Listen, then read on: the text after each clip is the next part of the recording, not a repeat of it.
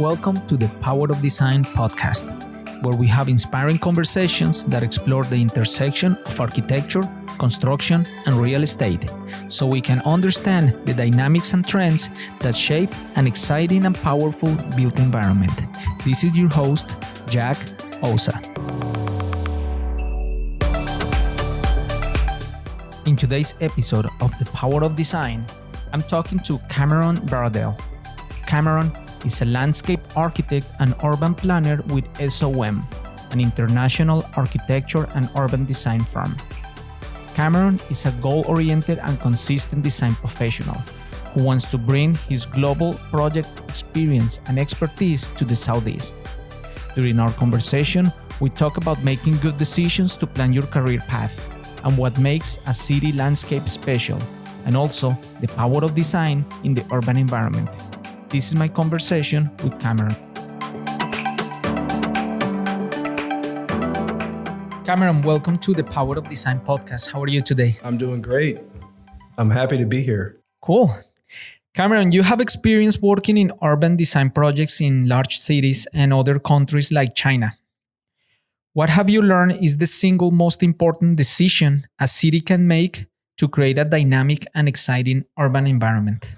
It's a huge question, right? There's so much that goes into that's why I ask it. creating a city. So it's unfair of you to ask me for one aspect. But what I would say is 2 words: think big. Think as big as you can. Never limit yourself to the site that's in front of you, to the specific opportunity that a client puts in front of you. Burnham had this quote, Daniel Burnham, who did the plan of Chicago, had this quote: make no small plans. They have no magic to stir men's blood. Oh, that's a good right? one. Yeah.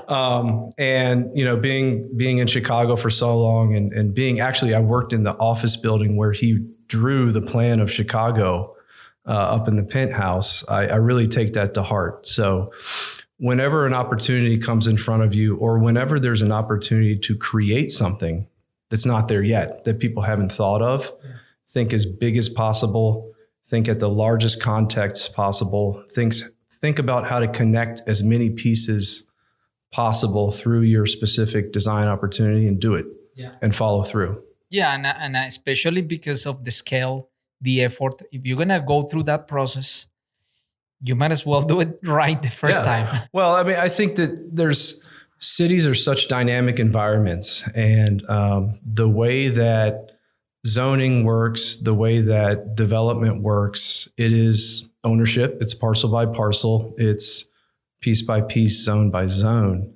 And it's very easy to say, that's not my property. That's not my job. That's not my opportunity. I'm just going to focus on what's in front of me and what somebody's paying me to do. But the way that great plans happen and the way that great cities are built is by people saying, this is what's in front of me now. This is what I can offer to all the people of the city if I think a little bit bigger and pull on a little bit more pieces and try to bend people's arms to come with me and do this big thing together. Yeah. We can create great places. That's awesome. What do you think about this? I have this very personal notion of what architecture is. And I think architecture is the void space in between, the built environment. Right. So is the empty space that we humans experience with our brain. Right. So I see architecture as intangible, like this abstract or negative space that is defined by walls, ceilings, roofs, openings. We use these things to define the actual space.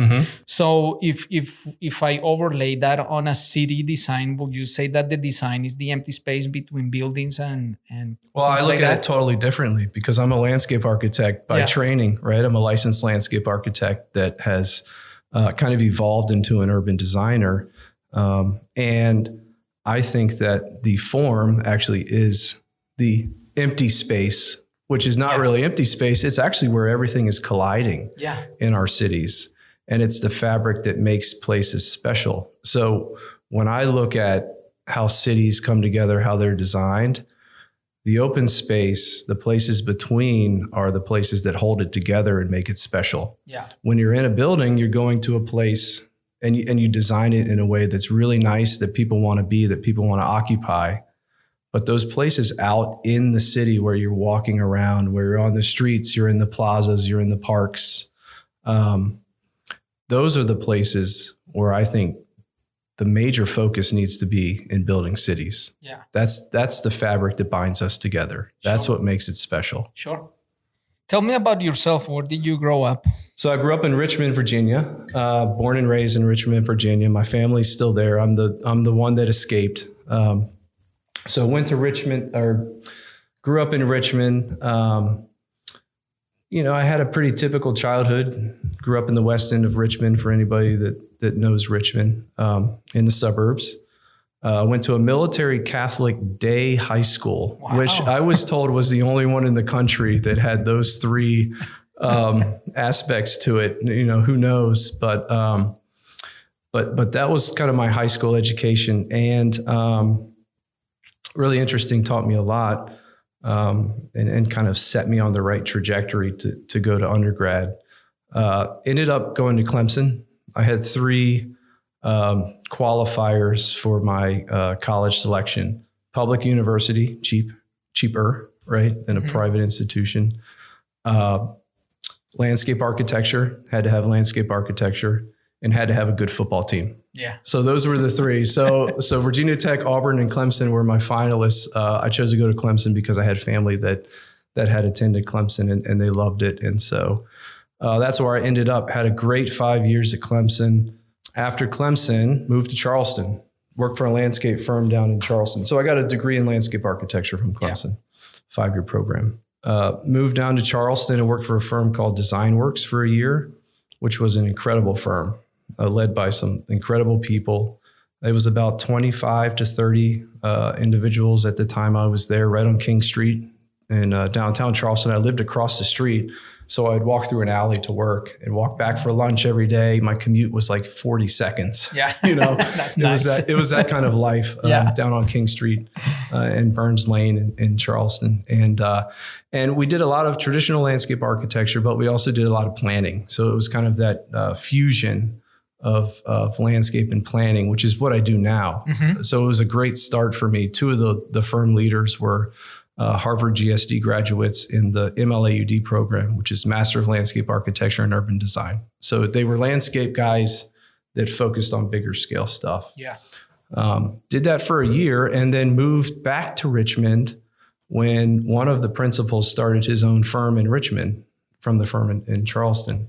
And so I moved back home as an adult and got to live in the Fan in Richmond, which is just an incredible neighborhood, if you're familiar. Did that for about 3 or 4 years, the same kind of stuff, urban design and landscape architecture. And in 2009, which was not a good time for designers, decided it was time to go back to grad school and focus on really big, large scale stuff. So I applied to a bunch of grad schools, and somehow Harvard let me in to the GSD for an urban design degree. So went to Harvard to grad school. And I got to tell you, when I went to Harvard, I didn't know how to do Illustrator. So for those non-designers, like that is one of the fundamental programs of how you draw things. Right.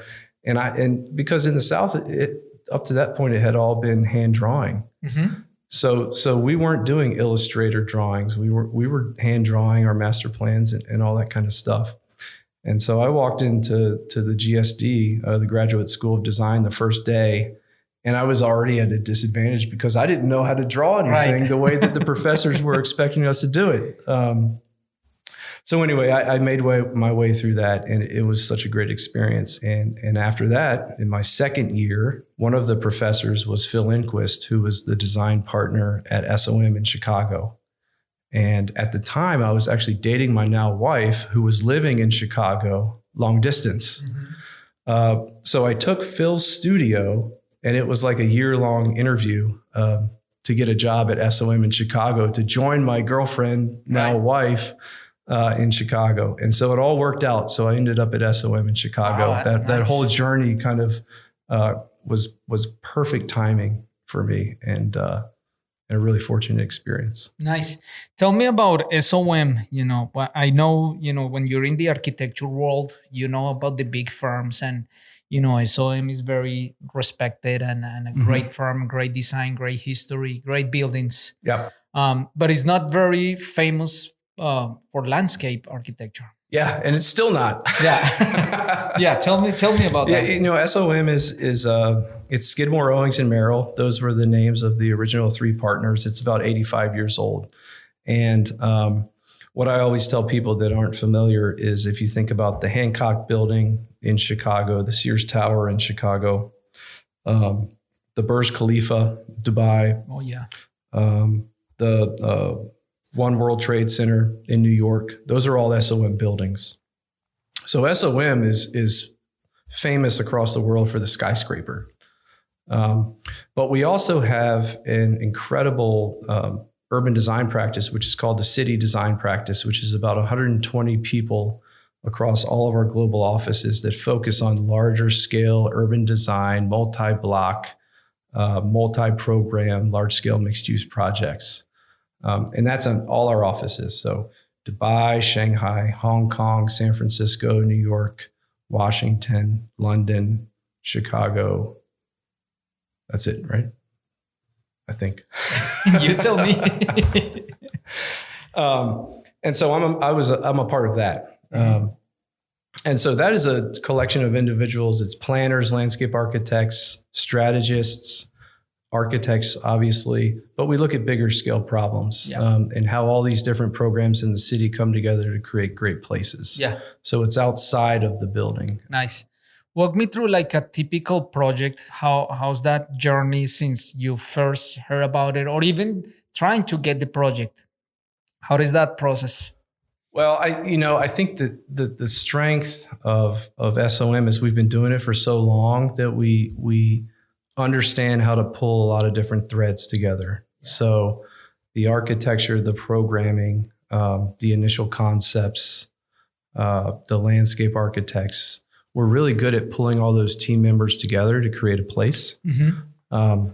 And so I think that what we look for is large projects with really high design aspirations, or projects that are really complex that incorporate transportation, retail, office, resi, hotel. It's all kind of baked into one big project, at least in the urban design practice. And we figure out who are the best consultants to use for that specific project. And then we manage the whole thing.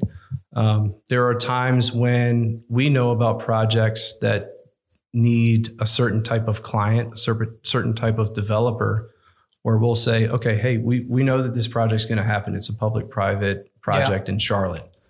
It's got these program elements to it. It's got a hotel. It's got a residential tower. It's got a commercial office, retail street, great public space that looks like this or could look like this, or it's this size. We need that developer because we know they'll do an incredible job. These consultants because we know that they have the design chops or they've done this kind of space before to make this a really special project. Yeah. And so we'll pull all those people together and say, let's go do it. Mm-hmm. And that's where the fun begins, right? Yeah. That's where the chase begins. Yeah. Because you've got to convince somebody to hire you. Sure. So I really enjoy those kinds of projects where it's not somebody, I enjoy it if somebody would come and say, hey, I want you to design this building, right? But to kind of chase and create and assemble a team around a specific mission for a specific type of project is really what interests me. Yeah. I like that because it seems that at any scale, every client always value when somebody handles complexity for them. Mm-hmm. So when what you're selling is taking complexity and transforming that into simplicity for your client, that's what they're paying for. Yeah. Somebody who's willing to wrestle with the complexity of, people, budgets, teams, ideas, contradictions, but you just trust that somehow you know how to make that process. That's the fun stuff. Yeah. Right. That's what makes every project different is all of the pain in the ass situations that you have to go through. Yeah. And even when you buy technology is the same. You don't want to figure out how your phone works. You just need it to work. Yeah. You're paying for somebody to think through that, make it work, and give it to me. Yeah. And, clients appreciate when there's that person on the other side of the phone that they know they can call any day and have any question and can talk through a situation and get to an answer. And so I think that that's a strength of ours is having been through so many complex projects where you have to pull all those threads together and understand what the ultimate goal is and what all the different things that have to happen, down here to get to that goal, and to be able to cut through the noise and figure it out together in a really, hopefully simple way, but it's never simple, but as efficiently as possible, to get to a great project. Yeah. So that's the fun stuff. Once you're engaged in a project, how does your role evolve throughout the life of the project?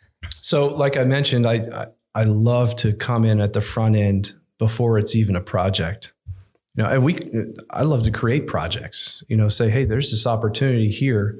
Nobody's doing anything there right now. But if we pull these 3 or 4 pieces together and pitch it in this way, all of a sudden it becomes a no-brainer. We have to do it, right?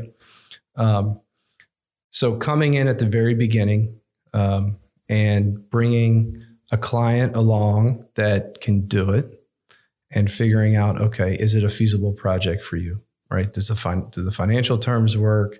Are you interested in developing this project type right now at this place in the city, at the density that people are asking for, or the density that makes sense financially? And then we go into a design, right? So we figure out what consultants do we need, what's the landscape architect need to be for this specific space, the civil engineer, on and on and on. We pull a team around it, and then we go into a design. Iterative design process. You probably go through 3 or 4 concepts, up front before you really land on, this is it. This is the place. This is what we want to pitch, or this is what we want to build. This is what we can sell. And then they go into, kind of the financial world of development and figure out, how are we going to pay for this? How are we going to phase this? Do we need partners? All that kind of stuff. And then you go into detailed design. You design it in detail, and then you do CA. You see what it looks like on the ground. Yeah. And then at some point, hopefully, like 8 years later, you're standing at a ribbon cutting, or you're standing at a grand opening and celebrating. Urban design is the timeline on urban design is so far out, especially some of these larger scale city planning projects. Like we've done projects, there's some projects in Chicago we're doing right now that are, like 60 acres. What's the timeline on that? 20 years? Yeah. Build out. So that's what, a third of your career, half of your career on one project. So urban design, you've got to take a really long view. But also the beauty of urban design is if you have these large projects that are essentially creating districts in cities, or in some cases, like actual whole cities. We did a project in Saudi Arabia. It's still ongoing. It's called King Abdullah Economic City, KEC. It's the size of the District of Columbia. Designed a city the size of the District of Columbia. So how far out is that time horizon until that becomes a place? You need to wait all that time to really validate if your assumptions were exactly. real. Yeah. And even if it's built, then it can still evolve. Sure, even after it's built. What I find interesting is that it's in general in design you're kind of predicting how people are going to use the space, right? But in your case, the scale is bigger, the budgets are bigger, the timeline. So you expect that your decisions are going to generate some kind of behavior, but we really don't know until that happens. And it goes in different scales. So, like I said, KEC, the size of District Columbia, we did an ecological master plan for the country of Kuwait, the entire country. Wow. And it's all about the Aeolian sands. So in Kuwait, the sands move across the desert constantly. And in the Gulf War, what happened is all the tanks and the vehicles drove across the sand and they broke up the crust of the desert. And so it exacerbated all of these sands moving around, and the entire country changed. The entire ecology of the country changed. Yeah. And the way that they create natural preserves is they put up fences to stop the sand. And then the vegetation inhabits the sands that aren't moving anymore. And so we looked at the entire country of Kuwait and said, where are the zones where we can create these preserves that'll start to protect different areas from these sands moving across the country and destroying civilizations in an attempt to understand how to urbanize the country in a better way. That's amazing. But how far out is that? That's like a 100-year plan. Yeah. I'll never see the results of that. But it's a legacy for other people. Yeah. That's how you have to look at it. It's a legacy for other people. How do you feel when you finally have the chance to walk through like a project that you've been working on for years? And I ask because one of the things that I'm always very surprised and passionate about the power of design, even when I design things, when I go there, it's a lot more than what I thought. Like, wow, I never expected. Like in my mind, I thought it was going to be something and it's much better. I thought somebody was going to use this space this way and they're using it in a totally different way. Even more my own perception. Like sometimes even if it's just a simple room, I imagine the room in my mind, certain size, right? And I go and like, oh my God, this feels bigger. It feels better. Like the real experience of the space, to me, it's always surprising and exciting to me, because what I love about design is like, how come just one idea goes through all this process that takes time, money, people, and it becomes this space for everybody to enjoy and enjoy that idea. Do you feel like that when you walk a project? That but I mean, the cool thing is when you design that one idea and you take it all the way through and people pay all this money for it and it gets built and then it gets used in a totally different way than what you thought or what everybody else thought it would get used as, right? And so that's what's really interesting about design and architecture and landscape architecture in urban design is we provide places, areas, spaces for people to inhabit, but we can't tell them what to do in those places, right? We have to provide the spaces that make sense for a lot of different things to happen.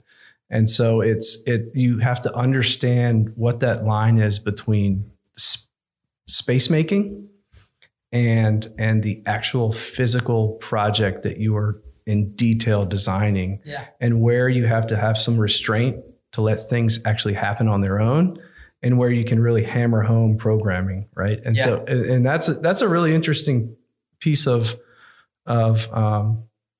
landscape architecture and urban design as well, because those places, they constantly evolve. When you do a building and the space is there, you can kind of change the way things are arranged. You can but control it's it. there. I think what to me it's really fascinating about what you do is like when I'm doing architecture, I'm kind of controlling like ceilings and lights. Your ceiling is the sky. And your ceiling is the canopy. It's the tree canopy. Right. And it grows every year. But you still have the sky and you have day and night. Yeah. So your lighting it's natural lighting. And how do you create? You're creating basically two spaces because day and night is completely different environments when you're outdoors. Well, the cool thing is, and this is why I chose landscape architecture instead of architecture, is you're actually creating year 1 space, year 2 space, year 3 space, year 4, 5, 6, 7, 20, 50, 100, because plants grow. So the saying is a landscape architect thinks about what his space is or his or her space is going to look like in 20 years, not when it's installed. And kind of understanding that has helped me as an urban designer to think about, okay, well, if we set up this framework for these 2 blocks, year 1, it's probably like this, but it could change, right? It could change. People could use it in a different way. They could figure out, I don't want to use this as a plaza. This is a cut through. And so the space changes and you've got to program and allow those flexibilities in the design. You can't be so rigid that it pigeonholes people into only doing one thing.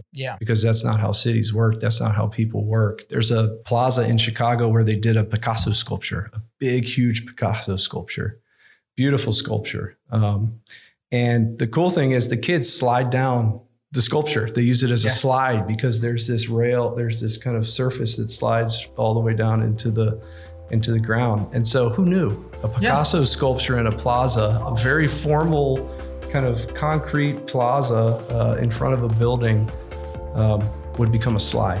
Yeah. But that's the beauty of it. It's the beauty of the city.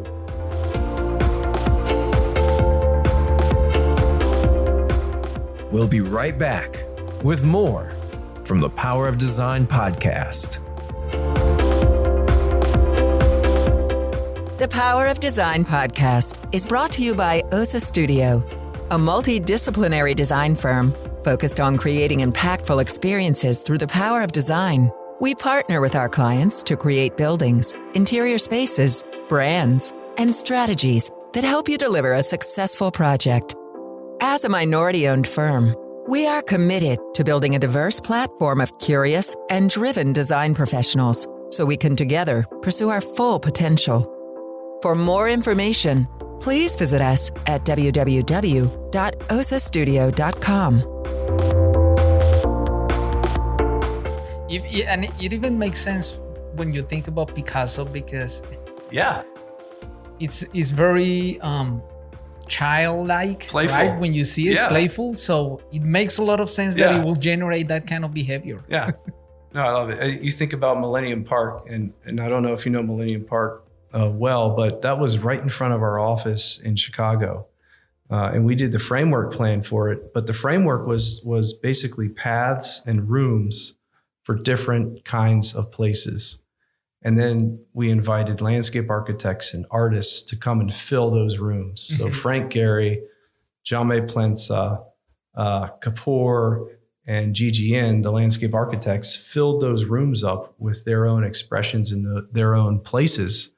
And it's just incredible to see them come alive in different ways. That's amazing.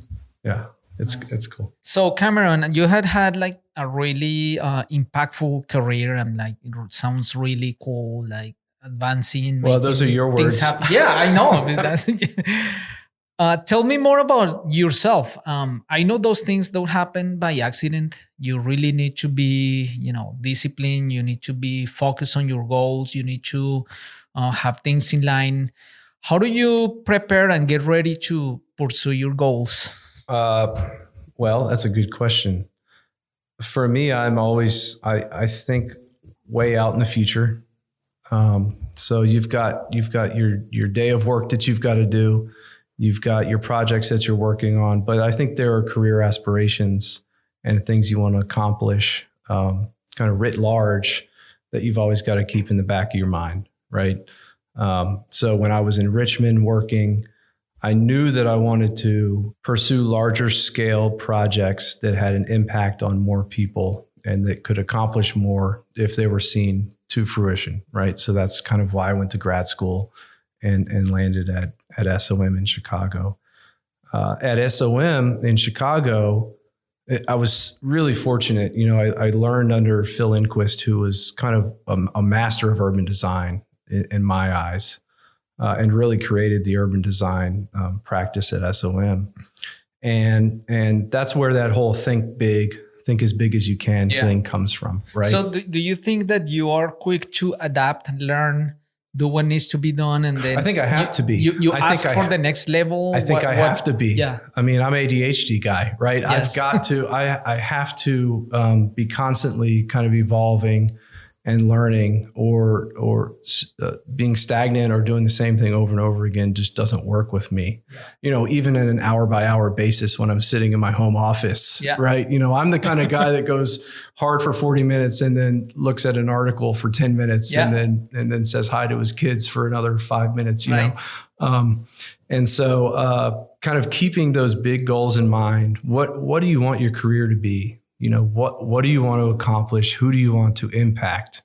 Keeping those in the back of your mind always, while being really good at what you do in the near term, is how I approach life. So, we'll take Chicago, SOM for an example. We were doing incredible stuff. I was managing a lot of projects in China, which were like, plan what you want to plan, the biggest possible ideas you could ever imagine. Like we did a project that was 180 kilometers of the Yellow River. And we created a Yellow River National Park idea for China, centered on Jinan, which is a city kind of in eastern central China. Doing huge things like that, 30 kilometers on the Guangzhou, on the Pearl River, planning 30 kilometers of riverfront, huge, big scale stuff. And, but I wanted to make an impact on the Southeast. I wanted to move back to the Southeast, being from Richmond, going to Clemson, living in Charleston, seeing the growth that was starting to happen in the Southeast, or that has been happening in the Southeast. I wanted to make an impact here. That was my dream. And so I always kept that in the back of my mind. And when we made a big push at SOM to really double down on our domestic practice in terms of urban design, I said, I'm going to go to Charlotte. Yeah. I'm going to go to Charlotte, move the family down here. And the goal, and this is kind of like, this might be the end goal, I don't know, sure, is to make the Southeast the best region in the country. Mm-hmm. And for Charlotte to be, and I hate to say this, but for Charlotte to be that crown jewel of the Southeast. Oh, yeah, that's a great plan. But it takes a lot of attention to design, a lot of intentionality. It takes pulling a lot of firepower from around the country, mm-hmm, to figure out how to do this and to grow what we have here in Charlotte, so that in 20 years, nobody's questioning what Charlotte is as a city. They know that Charlotte's an incredible city, and that's where they want to be. Yeah. So what kind of advice would you give like a young professional, a young designer that they have big dreams and aspirations and they want to work on these great projects, do things like that? What advice would you give them to really advance and accelerate their journey towards that dream? Don't take no for an answer. Don't be intimidated by any opportunities. So if you want to go to a school or if you want to work for a firm, there's no reason that you can't. And it might not happen right away, but if you really want to do it, it's going to happen. Mm-hmm. And what I always tell people, like when I go to career fairs or when I talk to students or interns, is figure out the kind of people that you want to be around that are doing the kind of work that really excites you, and make connections with those people. Because if somebody calls me up and says, hey, I'm a student, I want to do this with my career, I'll spend 4 hours with you if you really want to, right? Because the impact that you can make on somebody, on somebody's career, to give them the confidence that they can do whatever they want to do, that's worth more than me sitting around and drawing a streetscape. Oh yeah. Or a building, or, doing a proposal. So what I would say is find the people that are doing things that you want to do and connect with them and figure out how to get to those places, and just do it. And don't take no for an answer. Just go for it. Nice. Nobody's going to tell you no. Yeah. You're the only person that can tell yourself no. That is correct, man. Your worst enemy or your best friend. That's your choice. Mm-hmm. What would you say to people that impact the built environment who are not designers? And I'm talking about landowners, brokers, business people, banking. Yeah. That their world is money. Yeah. Returns. Money returns, which is okay. And I will say that most of the worst spaces we have and buildings are result of money-driven decisions. Yeah. And we all pay for it. The city pays for it because it's sad. It's not good for the people, Yeah. When you see no sidewalks, when you see no urban spaces. Yeah. What would you say to those people who are players in the arena, but they don't understand the impact of their decisions? Well, that's a lot. I had to be careful with that question because those are clients, they pay your bills. You take Charlotte for an example. A lot of the buildings in Charlotte are just their own projects. So it's not about how it's contributing to the city. It's about, this is my plaza, this is my lobby, this is my elevator bank. I go up and these are the offices for my company. That happened for years here. I've only been here for 2 years, but it's obvious. And so it's project by project. The city got built. What's great is that our skyline is amazing. The density and kind of how the highways have constrained us from growing out, which is changing now. Yeah. But how they've constrained us from growing out, we have an incredible skyline that kind of goes into a peak. Yeah. Right up on the hill, right uptown. And no city in the South has that, right? Like you think about Atlanta, it's kind of spread out a little bit. You think about Raleigh, it's a little bit different. Nashville too. These cities kind of have a here and there skyline. It's an identifier for our city. I think that now people are understanding that what sells is the city. What sells is experience. What sells is mixed use. And the bottom line is people buying into your project. And so space sells. So the best mixed use environment you can do on your ground floor is going to sell that anchor tenant that's going to unlock your building so you can go into construction, right? That's what's going to get you your $400K tenant is, hey, I've got this awesome plaza surrounded by retail in the heart of Uptown on this site. Yeah. Why would you say no? It's ready for you. And you're going to be able to attract the best talent in the country because of the space that I've created for you. So I think that's the argument. And it's a really simple argument. It's okay. You can do kind of what's been done before and do your own little parcel with your own little plaza and it's disconnected from the city, or it's not contiguous, or it's not active on the ground floor. Yeah. But if you do it the other way, you're going to be building your project a year before the other person is, because people want to have that space. The park becomes the office, or the plaza becomes the office. The lobby is the coffee shop. It's an experience that doesn't start and stop and end. It's all one big journey that's interconnected in these spaces. So it's hyper mixed use. That's it. You got to sell hyper mixed use. And then look, the environment we're in right now with COVID, outdoor space is a premium. Oh, yes. It's going to become the norm, right? Outdoor space, I've been saying for years, because I'm a landscape architect, all I care about is trees, right? But now everybody wants to have a little piece of outdoor space right there. So we walk out at the doors of this conference room, we want to be outside in fresh air with nature. Those places are going to become the norm instead of a premium. Yeah, no, I think what you said is just confirms what I've been saying forever.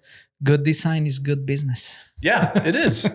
So with all the experience you have had, working with cities, understanding how people use outdoor spaces, all the things that are going on and complexities in our cities, what do you think are the characteristics of the ideal city of the future? So I kind of just touched on it, but I think there's three things. One is green. Our cities have to be extremely green. And that happens at three levels, I think, now. Whereas before it was kind of one level, it was the streets. It was great streetscapes, and sometimes it wasn't. But you invest in your plaza and the streets, and then you go into your building and you're up in the air. I think that we've got to have upper level green spaces, indoor-outdoor relationships at all levels. There are studies that show that stress reduction is 3 times as quick when you're looking at vegetation versus looking at a parking lot, right? So in the urban environments where the hustle and bustle and the activity is getting higher and higher and higher, that's important. And that's a selling feature too. So it's going to be the norm. Now, the other one is, so we said ground level and upper levels. Below grade also needs to be thought about. And so I'll use Charlotte as an example. In the late 80s on Tryon Street and a block or two of Trade, they planted 170 willow oak trees. Those trees are planted in a suspended pavement system that allows the roots to grow in a much larger area of soil than would typically have happened.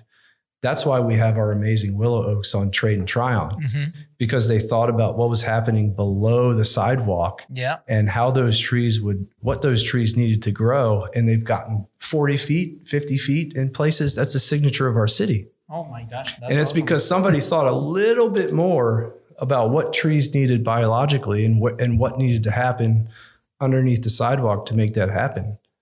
But imagine if they hadn't, and we had 20-foot trees on Trade and Tryon. What would Uptown feel like? Completely different. Yeah, but it's one little decision that somebody made in the late 80s, and it was the city arborist and some other folks. And that's why I say, thinking big too, they could have just done your typical tree pits and had little trees that, it made sense. It looked nice. There was some green, but it would not have become the signature of our city. Yeah. And so thinking a little bit beyond for, 40 years out instead of right now made a huge difference. Sure. So going back and closer to nature is one end of the spectrum. The other end of the spectrum to me is technology. Yep. Driverless cars. Yep. Everything that's happening that is going to come and is going to impact the urban environment big time. What do you think about the role of technology in the future of our cities? So I think technology is huge. I think about what's going to happen in the city is kind of this digitally seamless environment. So everybody's phone or whatever it is, I don't know if it's a phone or a device or a chip or what it is, something that hangs off your ear. I don't know. And who knows? In 10 years, it's going to be, we won't have devices. But it's completely seamless. So transportation, entertainment, restaurant spaces, lobby access, elevators, all of that just happens. It's all connected. And so you're moving around in an environment that is unlocking doors for you just based on the technology, right? You don't have a fob for your office and a key for your car and cash for the restaurant, and everything is just completely connected. And the way that that's going to allow us to design in different ways, I don't have my head around it right now, but you could imagine how you just kind of flow through spaces, right? You flow through the plaza, the coffee shop, the lobby. They're all the same kind of space that you're just flowing through to get to where you're going. What are your thoughts on it?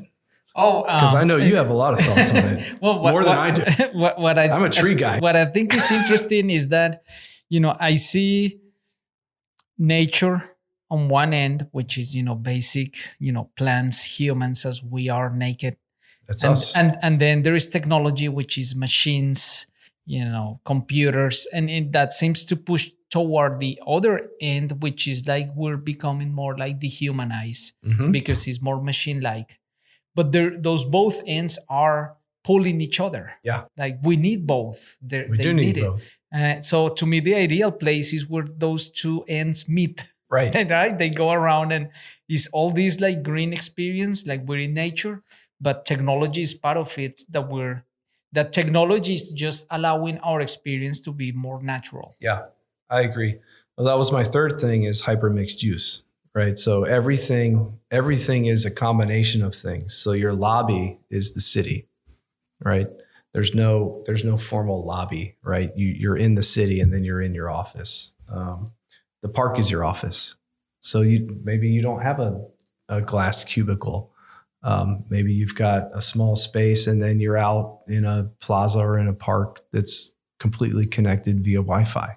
Yeah. So there's this fluidity that happens between the indoor and outdoors, especially here in the Sun Belt and in Charlotte, where we're like 10 months a year outside, give or take, pops of days in between. I think that seamless environment without those barriers of building versus outside is what's going to happen. And like technology is going to enable that. No, I like it. I kind of think like, let's say the office and workplace disappears. Yeah. And you go home and then you go to nature. Yeah. And somehow those two places, they allow you to generate value to society. So you get paid for that. Yeah. And you meet others and you make things happen. But that's what it is. It's interesting. So that's what it is. It's I'm not going to the office. I'm going to the city. I'm not going to my office space. I'm going to the city, and I could be outside. I could be inside, but what it's about is colliding with people physically and being in that shared space where ideas can happen. Right. And generating value to society so things can progress. But it's not the office building. But it's not this. You're going to the city. Yeah. I like that. Where are you going? Honey, where are you going? I'm going to the city. Yeah. That's awesome. I like that. Nice. Cool. Well, this is the final question, which is, how does the power of design impact who you are and what you do? That's another. So you start and end with a big question that can't be answered in it's a one sandwich. sentence. It's great. To me, the power of design is not me. It is figuring out all the people outside of me that are experts and have done things that make sense for each individual problem and trying to pull those together. But it's also, when I drive down the street and I see an empty parcel of land, or I see a project coming up, I'm always thinking about what's the possibility for that place? How can it contribute to the overall city or to society? And if nobody's doing anything, what does it take to make that happen? So I think that as design practitioners, we always need to be thinking, how do I pull pieces together to make great things happen for our cities?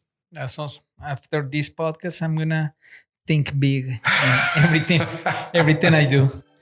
All right, man. Thank you so much for being here. I really value who you are, and I appreciate you sharing everything you have done. I think it's very impactful, and I'm very happy to get to know you, and I look forward to stay in touch. Well, we'll keep talking after this, like for the next hour. That's right. All right, man. Jack. Thanks. Yep.